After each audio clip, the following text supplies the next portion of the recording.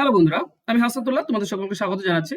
বন্ধুরা, primary TET তোমাদের এখান থেকে ম্যাথের যদি আমি বলি, তো অবশ্যই কন্টেন্ট 15 নম্বর এবং পেডাগোগি থেকে 15 নম্বর থাকার সম্ভাবনা খুব বেশি, যেমনটা 2022-এ হয়েছিল।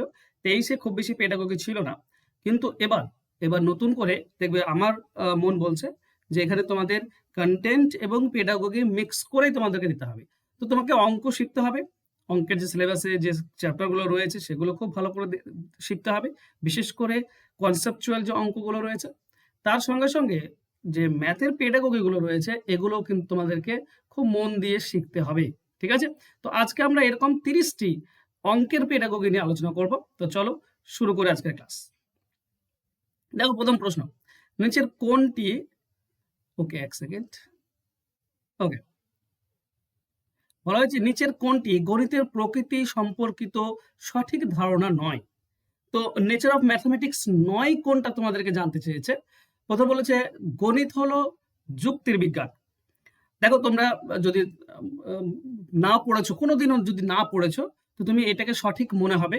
গণিত হলো যুক্তির বিজ্ঞান, অবশ্যই গণিত যুক্তির বিজ্ঞান। গণিত সর্বদা বিমূর্ত। দেখো, সবসময় অ্যাবস্ট্রাক্ট, অলওয়েজ অ্যাবস্ট্রাক্ট, এটাও কোথাও না কোথাও ঠিক। ঠিক আছে? নেক্সট, গণিত একটি সংকীর্ণ বিষয়। গণিত একটা ন্যারো সাবজেক্ট কখনোই নয়। তো অপশন সি, এই তিনটির মধ্যে তোমাকে যদি উত্তর দিতে হয়, তো অবশ্যই অপশন সি, গণিত একটি সংকীর্ণ বিষয়, এটা সম্পূর্ণ ভুল ধারণা। ঠিক আছে? গণিতের কিছু নেচার রয়েছে, গণিত বিমূর্ত হয়, গণিত যুক্তির বিজ্ঞান, গণিতের পরিসর প্রচুর বড়। তো সেখান থেকে গণিতের পরিসর যদি কমিয়ে দেয়, ন্যারো করে দেয়, তাহলে কিন্তু হবে না। তো অপশন সি আমাদের উত্তর হবে। আহ এর সপক্ষে একটা যুক্তি দেওয়া আছে, এটা ভালো করে দেখো। বলেছে, এক সেকেন্ড, কি না, গণিত কোনো সংকীর্ণ বা সীমাবদ্ধ বিষয় নয়, বরং এর পরিধি অত্যন্ত ব্যাপক এবং বিস্তৃত। তুমি যেদিকেই তাকাবে সেদিকেই গণিত রয়েছে। গণিত ছাড়া কোনো কিছুর ব্যাখ্যা করা, সঠিকভাবে ব্যাখ্যা করা সম্ভব নয়। ঠিক আছে? তো গণিতের পরিসর প্রচুর বড়। গণিতকে বিজ্ঞানের প্রবেশদ্বার বলা হয়, এইটা মনে রাখবে। গেটওয়ে অফ অল সায়েন্সেস এর কাকে বলা হয় না, গণিতকে বলা হয়, ম্যাথামেটিক্সকে বলা হয়। ঠিক আছে? তো এটা মনে রাখার বিষয়, এখান থেকে প্রশ্ন চলে আসে। পদার্থবিজ্ঞান, রসায়ন, অর্থনৈতিক সায়েন্স, কম্পিউটার সায়েন্স থেকে শুরু করে আমাদের দৈনন্দিন জীবনের হিসাব নিকাশ সব ক্ষেত্রে গণিতের প্রত্যক্ষ প্রয়োগ আমরা করি, করে আসছি এবং করে আসব। ছোট আর বড় যাই হোক না কেন, কম বেশি, সহজ জটিল যাই হোক না কেন, আমরা গণিতের প্রয়োগ কিন্তু দৈনন্দিন জীবনে করেই আসছি। ঠিক আছে? গণিতকে সংকীর্ণ বলা সম্পূর্ণ ভুল। অন্যদিকে গণিত যুক্তিভিত্তিক, এর নির্দিষ্ট স্থান ও পরিমাপের ধারণা রয়েছে। গাণিতিক ধারণাগুলি মূলত বিমূর্ত চিন্তনের উপর ভিত্তি করেই গড়ে ওঠে। একদম বিমূর্ত চিন্তনের উপর না করলে তুমি পরিসর তোমার বাড়বে কি করে? পরিসর এতই বড় যে বিমূর্ত চিন্তা ভাবনা তো আনতেই হবে, তাই না? চলো নেক্সট 2 নম্বর কোশ্চেনে যাই। প্রশ্নে বলেছে কি, গণিত শিক্ষার ক্ষেত্রে আরোহী পদ্ধতি, ইন্ডাকটিভ মেথড, এর প্রধান বৈশিষ্ট্য কি? সাধারণ থেকে বিশেষের দিকে যাওয়া, বিশেষ থেকে সাধারণ, সূত্র থেকে উদাহরণ, না অজানা থেকে জানা? তো এটা আমরা সকলেই জানি, এটা পার্টিকুলার থেকে জেনারেল, বিশেষ থেকে সাধারণের দিকে যাওয়া, এটা হচ্ছে আরোহী পদ্ধতি, তাই না? আর সাধারণ থেকে বিশেষ দিকে যখন যাব সেটা হচ্ছে অবরোহী পদ্ধতি। এর সপক্ষে যুক্তি দেখো, বিশেষ থেকে সাধারণ দিকে যাওয়া। ব্যাখ্যাতে বলছে, আরোহী বা ইন্ডাকটিভ মেথড হলো বিকাশের একটি আবিষ্কারের একটি বিজ্ঞানসম্মত পদ্ধতি। এই পদ্ধতিতে শিক্ষক প্রথমে শিক্ষার্থীদের সামনে একাধিক সুনির্দিষ্ট উদাহরণ তুলে ধরেন, মানে জানা বিষয়কে তুলে ধরে, বিশেষগুলো যেগুলো প্রমাণিত সত্য সেগুলোকে তুলে ধরেন। ঠিক আছে? সেই প্রমাণিত সত্য তুলে ধরার পরে শিক্ষার্থীরা সেই উদাহরণগুলিকে পর্যবেক্ষণ এবং তুলনা করে নিজেদের মধ্যে আলোচনা করে এবং শেষ পর্যন্ত একটি সাধারণ নীতি বা সূত্রতে উপনীত হয়। এটাই জানা থেকে অজানা বলা হয়। একেই বলা হয় মূর্ত থেকে বিমূর্ত দিকে যাওয়া। এই নীতির উপর ভিত্তি করে কাজ করে, যা ছোট শিশুদের প্রাথমিক ধারণা গঠনে সবচেয়ে বেশি সাহায্য করে। তো দুটো পদ্ধতির মধ্যে এই পদ্ধতিটা সব থেকে বেশি, মানে কি বলতো, ইফেক্টিভ হয়। মানে ছেলের দিকে এমন কিছু বললে যেগুলো সত্য, প্রমাণিত সত্য, জানা বিষয়, যেগুলো থেকেই তুমি আস্তে আস্তে অজানা বিষয়ের দিকে যেতে পারবে, বা যেটা তোমার জানা ছিল না সেটা সম্পর্কেও ধারণা পাওয়া যেতে পারে কিছু জানা বিষয়ের উপর ভিত্তি করে, পরীক্ষা করে, বা সেই জানা বিষয়টাকে বিশ্লেষণ করে। তো অবশ্যই জানা থেকে অজানা, আরোহী পদ্ধতি, এটা খুব ইম্পর্টেন্ট। নেক্সট, প্রাথমিক স্তরে গণিত পাঠ্যক্রমের প্রধান লক্ষ্য কি হওয়া উচিত? দেখো এটা কিন্তু সময় সাপেক্ষ চেঞ্জ হয়ে যায় বা বিষয় ভিত্তিতে চেঞ্জ হয়ে যায় অনেক সময়। ঠিক আছে? গণিতের ক্ষেত্রে ভালো করে ব্যাপারটা বোঝো। উচ্চতর গণিতের জন্য প্রস্তুতি নেওয়া, এটা পাঠ্যক্রমের প্রধান লক্ষ্য মোটেও না। শিক্ষার্থীদের দৈনন্দিন জীবনের সাথে গণিতকে যুক্ত করা, এটা খুব বেশি স্ট্রং একটা point. Option B. Option C, কেবল পরীক্ষার জন্য মুখস্থ করা একদমই না। সি তো মোটেও তোমাদের মেমোরাইজেশন আসবেই না। কঠিন সমস্যা সমাধান করতে শেখা। ডি কিছুটা সঠিক কিন্তু পুরোপুরি সঠিক আমি বলবো না। তো এখানে যতটুকু আমরা মানে স্ট্রংলি পাচ্ছি সেটা অপশন বি পাচ্ছি আমি। ঠিক আছে? অপশন বি কি বলা হয়েছে না, শিক্ষার্থীদের দৈনিক জীবনের সাথে গণিতকে যুক্ত করে দেওয়া, relating math to daily life. Okay, ব্যাখ্যাতে কি বলেছে না, জাতীয় পাঠ্যক্রম রূপরেখা NCF 2025 এবং পশ্চিমবঙ্গ প্রাথমিক শিক্ষা পর্ষদের নির্দেশিকা অনুসারে প্রাথমিক স্তরে গণিত শিক্ষার মূল উদ্দেশ্য হলো শিশুর চিন্তা ভাবনার গাণিতিকীকরণ। ঠিক আছে? ম্যাথামেটাইজেশন অফ চাইল্ডস থট প্রসেস। শিশু যেন শ্রেণীকক্ষে শেখা গণিতকে তার বাস্তব জীবনের পরিস্থিতি, যেমন বাজারে কেনাকাটা, সময় দেখা, পরিমাপ করা ইত্যাদিতে মেলাতে পারে, সেটাই নিশ্চিত করা দরকার। ঠিক আছে? গণিতের মূল লক্ষ্য হচ্ছে এটাই। ঠিক আছে? নেক্সট 4 নম্বর প্রশ্ন বলে যে গণিত শিখনে পিছিয়ে পড়া শিক্ষার্থীর জন্য নিচের কোনটি সবচেয়ে বেশি কার্যকর পদ্ধতি? বারবার শাস্তি দেওয়া মোটেও না। নিরাময়মূলক শিক্ষণ, দেখো রেমেডিয়াল টিচিং এটা হতে পারে। রেমেডিয়াল টিচিং মানে কি বলতো, আগের যে পড়া মানে রিভিশনের মতো ব্যাপার। ঠিক আছে? বাড়ির প্রচুর কাজ দেওয়া, হোমওয়ার্ক দেওয়া আর ক্লাসের বাইরে বের করতাম। ক্লাসের বাইরে অপশন এ এবং ডি তো আসবেই না মাথায়, অপশন তোমাদের মাথায় বি এবং সি আসবে। তো বুঝতে পারছো রিমেডিয়াল টিচিং সঠিক উত্তর হবে, কারণ সেখান থেকেই তো তাকে মানে তার ধারণা, তার চিন্তা ভাবনাটাকে একটু পরিসর বাড়িয়ে তাকে সঠিক যে গতি সেখানে নিয়ে আসা, এটাই তো ওই রিমেডিয়াল টিচিং এর একটা উদ্দেশ্য, তাই না? তো মূল স্রোতে নিয়ে আসা অ্যাকচুয়ালি। ঠিক আছে? দেখো বলেছে কি না, প্রতিটি শ্রেণীকক্ষে শিক্ষার্থীদের শেখার গতি ভিন্ন হয়। সাধারণ শিক্ষণ প্রক্রিয়ার পর যেসব শিক্ষার্থীরা কোনো নির্দিষ্ট বিষয় বুঝতে অসমর্থ হয় বা পিছিয়ে পড়ে, তাদের শিখরে ঘাটতি বা দুর্বলতাগুলোকে প্রথমে ডায়াগনস্টিক টেস্টের মাধ্যমে চিহ্নিত করা হয়। এরপর সেই নির্দিষ্ট দুর্বলতা দূর করার জন্য আলাদাভাবে বিশেষ শিক্ষণ দেওয়া হয়ে থাকে। একেই বলা হয় নিরাময়মূলক টিচিং বা রিমেডিয়াল টিচিং। ওকে, শাস্তি দেওয়া বা অতিরিক্ত কাজ দেওয়া মোটেও যুক্তিযুক্ত নয়। নেক্সট, ভ্যান হিল এর জ্যামিতিক চিত্তন মডেলের প্রথম স্তরটির নাম কি? অ্যানালাইসিস বা বিশ্লেষণ, ভিজুয়ালাইজেশন বা চাক্ষুষকরণ, ইনফর্মাল ডিডাকশন মানে অনানুষ্ঠানিক অবরাহ, না কঠোরতা? এর সঠিক উত্তর কি? এর সঠিক উত্তর হবে ভিজুয়ালাইজেশন বা অপশন বি হবে সঠিক উত্তর। কি বলা হয়েছে দেখো ভালো করবো। ডাচ শিক্ষাবিদ, ঠিক আছে, ভ্যান হিল জ্যামিতিক চিন্তনের বিকাশের 5টি স্তর লেভেল 0 থেকে লেভেল 4 বর্ণনা করেছেন। তো প্রথম স্তর হলো লেভেল 0, একে বলা হয় ভিজুয়ালাইজেশন বা চাক্ষুষকরণ। এই স্তরে শিশুরা জ্যামিতিক আকৃতিগুলিকে কি করে না, তাদের বাহু বা কোণের গাণিতিক বৈশিষ্ট্যের ভিত্তিতে চিনতে পারে না, বরং তারা বস্তুর সামগ্রিক চেহারা বা বাহ্যিক রূপ দেখে চিনে। যেমন তারা একটি রুটি বা ঘড়ি দেখে সেটিকে গোল বা বৃত্ত বলে চিহ্নিত করে, কিংবা কোনো ত্রিভুজকে পাহাড়ের মতো দেখতে মনে করে। বুঝতে পারছো? ভিজুয়ালাইজেশন, চাক্ষুষকরণ, ব্যাপারটা এরকম। নেক্সট, অঙ্কের ক্লাসে শিক্ষার্থীদের ভুল করাকে আপনি কিভাবে দেখবেন? এটি শেখার একটি অংশ। ঠিক আছে? It's a part of learning. এটা মেধার অভাব, এটি শিক্ষকের ব্যর্থতা, না এটি একটি অমার্জনীয় অপরাধ? আশা করছি তোমরা পেয়ে গিয়েছো। ঠিক আছে? It's a part of learning.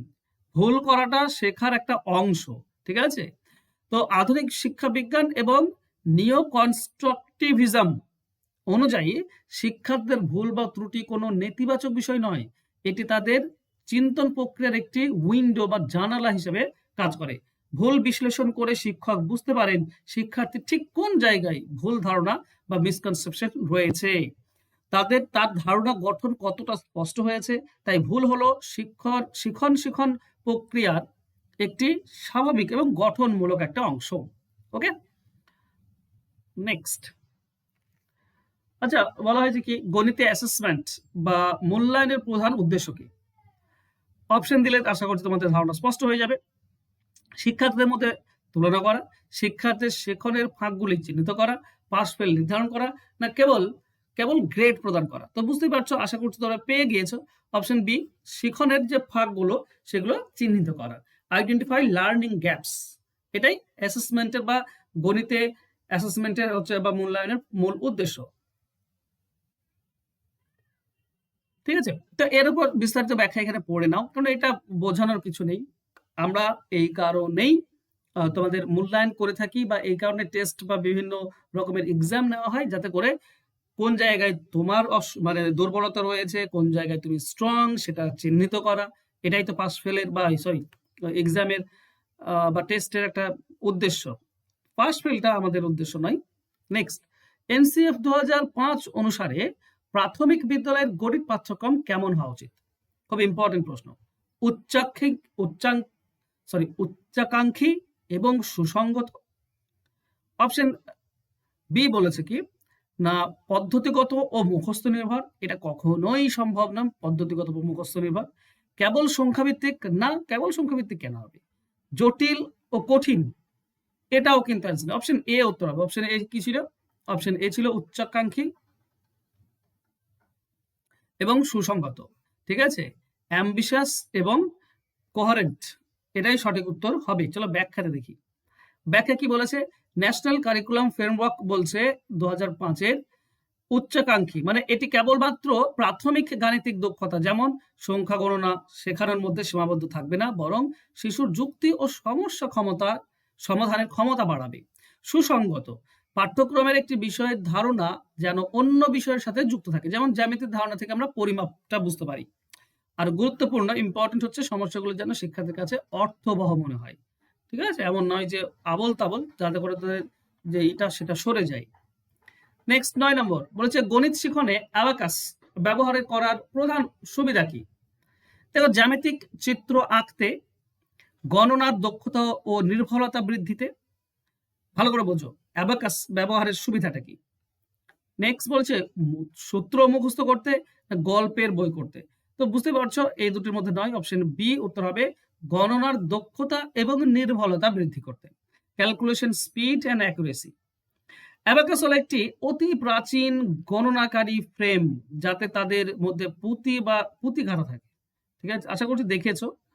এটি স্থানমান বা প্লেস ভ্যালু, যোগ বিয়োগ গুণ ভাগের মতো মৌলিক গাণিতিক প্রক্রিয়াগুলি শিশুদের দৃশ্যমান এবং স্পর্শযোগ্য উপায়ে শেখাতে সাহায্য করে। এর ব্যবহারে শিক্ষার্থীদের মানসিক দক্ষতা বা মেন্টাল অ্যারিথমেটিক মনোযোগ এবং গণনার গতি ও নির্ভুলতা বহু গুণ বৃদ্ধি পায়। ঠিক আছে, এটা ছোটবেলাতে শেখানো হয়, বর্তমানে প্রায় প্রত্যেকটি স্কুলেই আমরা দেখতে পাই। ঠিক আছে, নেক্সট বলা হয়েছে কি গণিত পাঠ্য পুস্তকের সবচেয়ে গুরুত্বপূর্ণ বৈশিষ্ট্য কি? প্রচুর রঙিন ছবি, বিষয়বস্তু সমস্যার মাধ্যমে উপস্থাপন করা, বইটির দাম খুব কম হওয়া, না অনেক বড় সাইজের বই। ঠিক আছে, তো সঠিক উত্তর কি হবে? সঠিক উত্তর হবে বন্ধুরা বিষয়বস্তু সমস্যার মাধ্যমে উপস্থাপন করা। দেখো ভালো করে বোঝো, গণিত কোনো মুখস্থ করার বিষয় নয়, এটি একটি সমস্যা সমাধান ভিত্তিক পাঠ্যপুস্তক, তাই না? একটি মানসম্পন্ন গণিত পাঠ্যপুস্তকে সরাসরি কোনো নিয়ম বা সংজ্ঞা চাপিয়ে না দিয়ে শিক্ষার্থীর পরিচিতি এবং বাস্তবসম্মত বিভিন্ন সমস্যা বা গল্পের মাধ্যমে ধারণা উপস্থাপন করা উচিত। এতে শিক্ষার্থীদের নিজ থেকে চিন্তা করার সুযোগ পায় এবং সক্রিয়ভাবে বিষয়টি অনুধাবন করতে পারে, তাই না? তো বিষয়বস্তুকে সমস্যার মাধ্যমে উপস্থাপন করা, এইটা হচ্ছে সব থেকে বেশি গুরুত্বপূর্ণ ব্যাপারটা হচ্ছে কি। ওকে, তো এটা হচ্ছে গণিতের পাঠ্যপুস্তকের সবচেয়ে গুরুত্বপূর্ণ বৈশিষ্ট্য।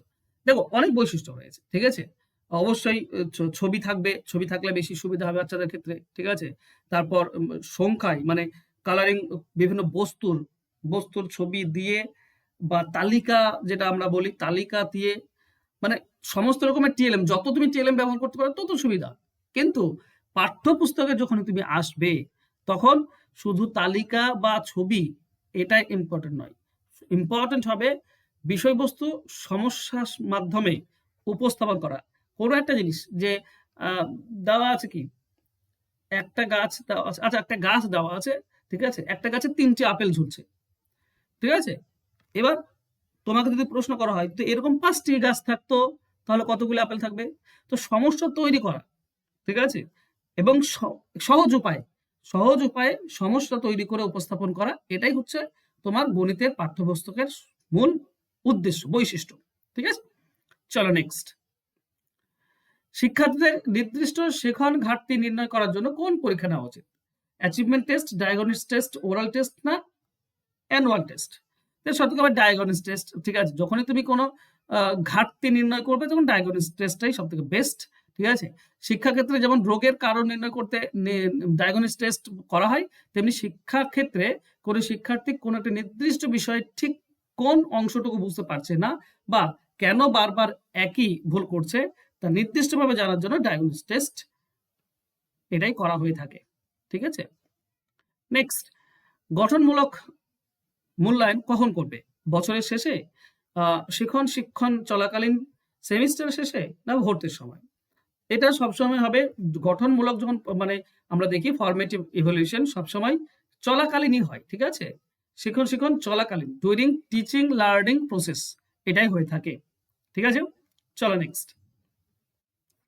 নিচের কোনটি গাণিতিক ভাষার অংশ নয়?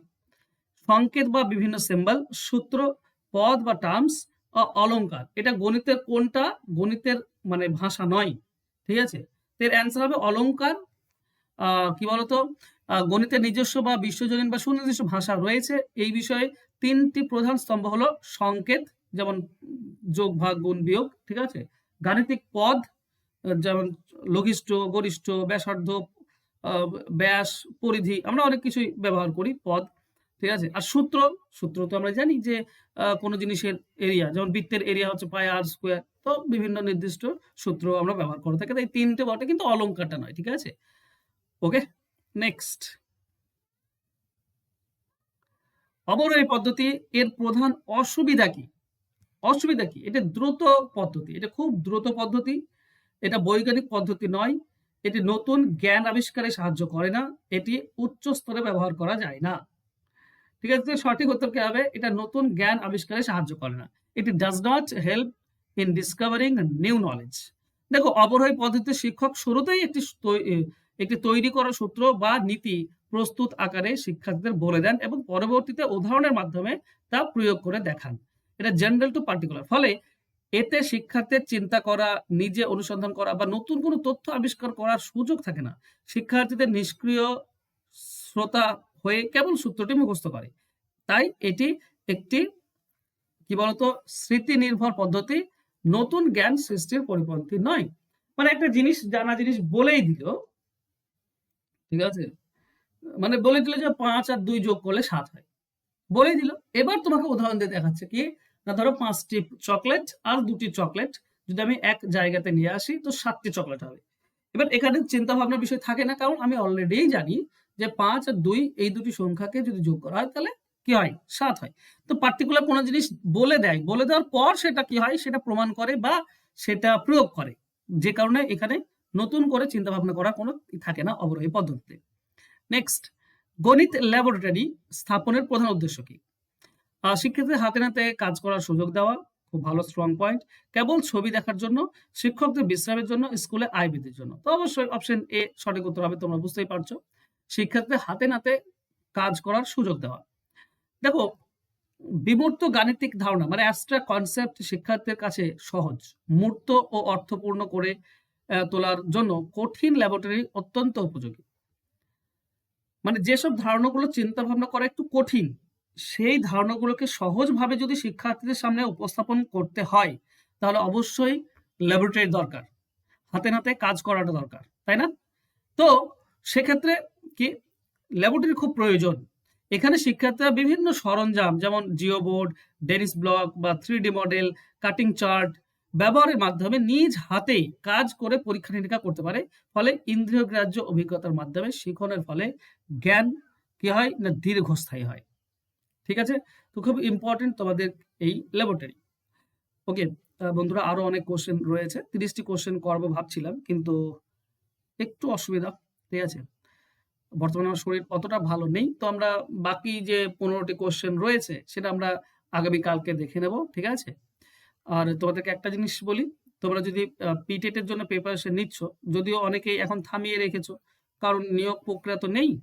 2022ই পড়ে আছে, তারপর 23 পড়ে আছে, তারপরে আবার নতুন করে। তো ব্যাপার হচ্ছে হবে, পরীক্ষা তো হবে। এমন তো নয় যে পরীক্ষা হবে না।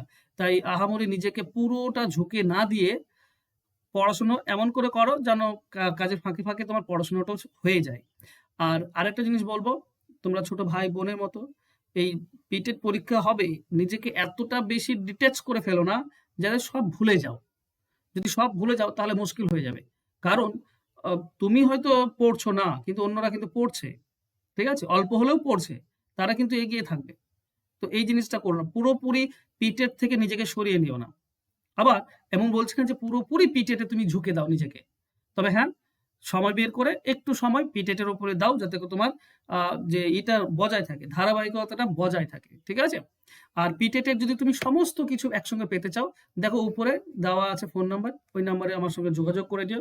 পিটেট সমস্ত মানে 5টি সাবজেক্ট, 5টি সাবজেক্টের A to Z study material তুমি পেয়ে যাবে। ওকে? থ্যাংক ইউ সো মাচ বন্ধুরা আজকে জুড়ে থাকার জন্য। দেখা হচ্ছে নেক্সট পার্টে। ততক্ষণ ভালো থেকো। ধন্যবাদ।